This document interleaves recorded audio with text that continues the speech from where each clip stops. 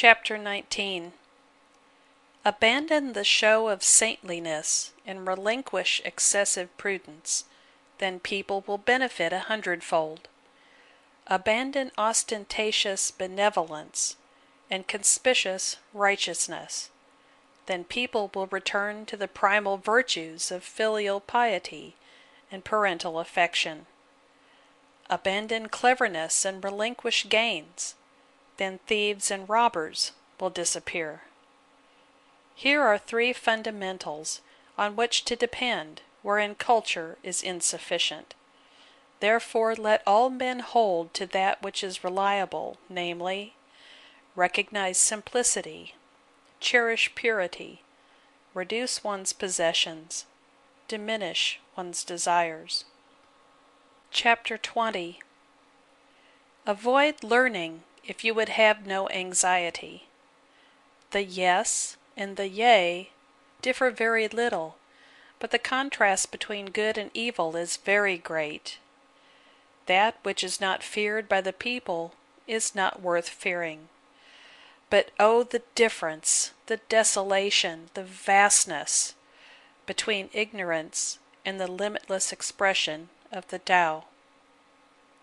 Author's note. The balance of this sonnet is devoted to showing the difference between the careless state of the common people and his own vision of the Tao. It is one of the most pathetic expressions of human loneliness, from lack of appreciation, ever written. It is omitted here that it might serve for the closing sonnet and valedictory. Chapter 21. All the innumerable forms of Te correspond to the norm of Tao, but the nature of the Tao's activity is infinitely abstract and elusive. Elusive and obscure indeed, but at its heart are forms and types. Vague and elusive indeed, but at its heart is all being. Unfathomable and obscure indeed, but at its heart is all spirit, and spirit is reality. At its heart is truth. From of old its expression is unceasing. It has been present at all beginnings. How do I know that its nature is thus? By this same Tao. Chapter 22. At that time the deficient will be made perfect, the distorted will be straightened, the empty will be filled, the worn out will be renewed. Those having little will obtain, and those having much will be overcome. Therefore the wise man, embracing unity as he does, will become the world's model. Not pushing himself forward, he will become enlightened. Not asserting himself, he will become distinguished. Not boasting of himself, he will acquire merit. Not approving himself, he will endure. For as much as he will not quarrel, the world will not quarrel with him.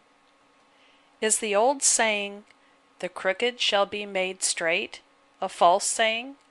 Indeed, no. They will be perfected, and return rejoicing. Chapter 23. Taciturnity is natural to man. A whirlwind never outlasts the morning, nor a violent rain the day. What is the cause? It is heaven and earth. If even heaven and earth are not constant, much less can man be. Therefore he who pursues his affairs in the spirit of Tao will become Tao-like. He who pursues his affairs with Te will become Te-like. He who pursues his affairs with loss identifies himself with loss. He who identifies himself with Tao, Tao rejoices to guide.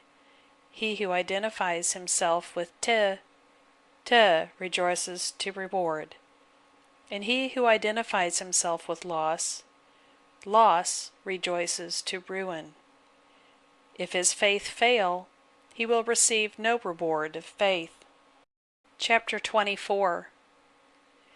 It is not natural to stand on tiptoe, or being astride, one does not walk. One who displays himself is not bright, or one who asserts himself cannot shine. A self-approving man has no merit, nor does one who praises himself grow. The relation of these things, self-display, self-assertion, self-approval, to Tao is the same as offal is to food.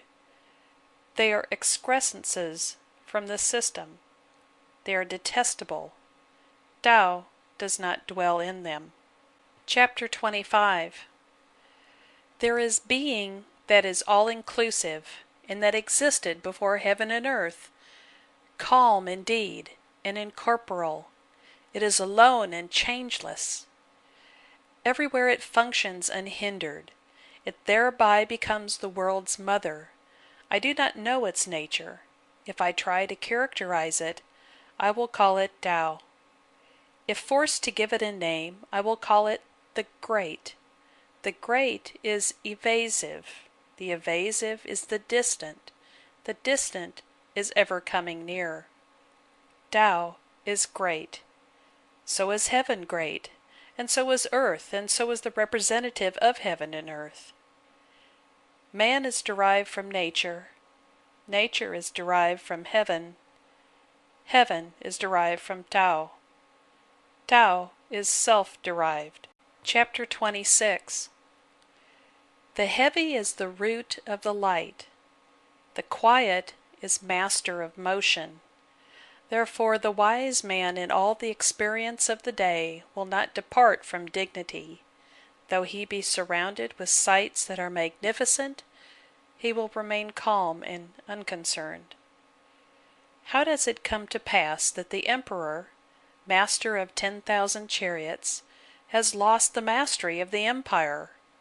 Because, being flippant himself, he has lost the respect of his subjects. Being passionate himself, he has lost the control of the empire. Chapter 27. Good walkers leave no tracks. Good speakers make no errors. Good counters need no abacus. Good wardens have no need for bolts and locks, for no one can get by them. Good binders can dispense with rope and cord, yet none can unloose their hold. Therefore the wise man trusting in goodness always saves men, for there is no outcast to him. Trusting in goodness, he saves all things, for there is nothing valueless to him. This is recognizing concealed values. Therefore the good man is the instructor of the evil man, and the evil man is the good man's wealth. He who does not esteem his instructors, or value his wealth, though he be otherwise intelligent, becomes confused. Herein lies the significance of spirituality.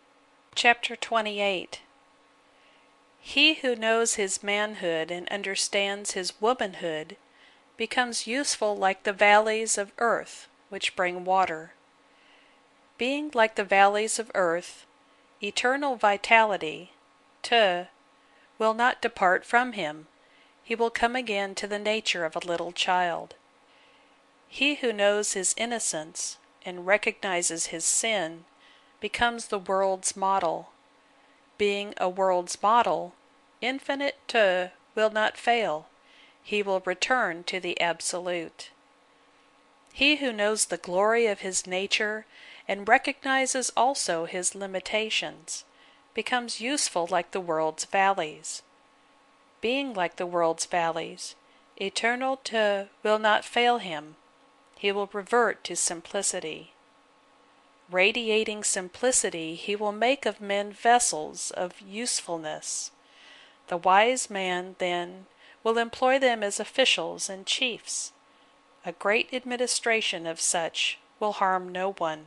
Chapter 29. One who desires to take and remake the empire will fail. The empire is a divine thing that cannot be remade. He who attempts it will only mar it. He who seeks to grasp it will lose it. People differ, some lead, others follow. Some are ardent, others are formal. Some are strong, others weak. Some succeed, others fail. Therefore the wise man practices moderation. He abandons pleasure, extravagance, and indulgence. Chapter 30. When the magistrate follows Tao, he has no need to resort to force of arms to strengthen the empire, because his business methods alone will show good returns. Briars and thorns grow rank where an army camps. Bad harvests are the sequence of a great war. The good ruler will be resolute, and then stop. He dare not take by force. One should be resolute, but not boastful. Resolute, but not haughty. Resolute, but not arrogant. Resolute, but yielding when it cannot be avoided. Resolute, but he must not resort to violence. By a resort to force, things flourish for a time, but then decay. This is not like the Tao, and that which is not Tao-like will soon cease. Chapter 31. Even successful arms among all implements are unblessed. All men come to detest them. Therefore the one who follows Tao does not rely on them. Arms are of all tools unblessed. They are not the implements of a wise man. Only as a last resort does he use them. Peace and quietude are esteemed by the wise man, and even when victorious he does not rejoice, because rejoicing over a victory is the same as rejoicing over the killing of men. If he rejoices over killing men, do you think he will ever really master the empire? In propitious affairs the place of honor is the left, but in unpropitious affairs we honor the right. The strong man, while at home, esteems the left as the place of honor, but when armed for war, it is as though he esteems the right hand, the place of less honor. Thus a funeral ceremony is so arranged. The place of a subordinate army officer is also on the left, and the place of his superior officer is on the right. The killing of men fills multitudes with sorrow. We lament with tears because of it, and rightly honor the victor as if he was attending a funeral ceremony. Chapter 32. Tao in its eternal aspect is unnameable. Its simplicity appears insignificant, but the whole world cannot control it. If princes and kings employ it, every one of themselves will pay willing homage. Heaven and earth by it are harmoniously combined, and drop sweet dew. People will have no need of rulers, because of themselves they will be righteous. As soon as Tao expresses itself in orderly creation, then it becomes comprehensible. When one recognizes the presence of Tao, he understands where to stop. Knowing where to stop, he is free from danger. To illustrate the nature of Tao's place in the universe, Tao is like the brooks and streams in their relation to the great rivers and the ocean. Chapter 33. He who knows others is intelligent. He who understands himself is enlightened. He who is able to conquer others has force, but he who is able to control himself is mighty. He who appreciates contentment is wealthy. He who dares to act has nerve. If he can maintain his position, he will endure, but he who dying does not perish is immortal. Chapter 34. Great Tao is all-pervading. It can be on both the right hand and the left. Everything relies upon it for their existence, and it does not fail them. It acquires merit, but covets not the title. It lovingly nourishes everything, but does not claim the rights of ownership. It has no desires. It can be classed with the small. Everything returns to it, yet it does not claim the right of ownership. It can be classed with the great. Therefore the wise man to the end will not pose as a great man, and by so doing will express his true greatness. Chapter 35. The world will go to him who grasps this great principle. They will seek and not be injured. They will find contentment, peace, and rest. Music and dainties attract the passing people, while Tao's reality seems insipid. Indeed, it has no taste. When looked at, there is not enough seen to be prized. When listened for, it can scarcely be heard. But the use of it is inexhaustible. Chapter 36. That which has a tendency to contract must first have been extended. That which has a tendency to weaken itself must first have been strong. That which shows a tendency to destroy itself must first have been raised up. That which shows a tendency to scatter must first have been gathered.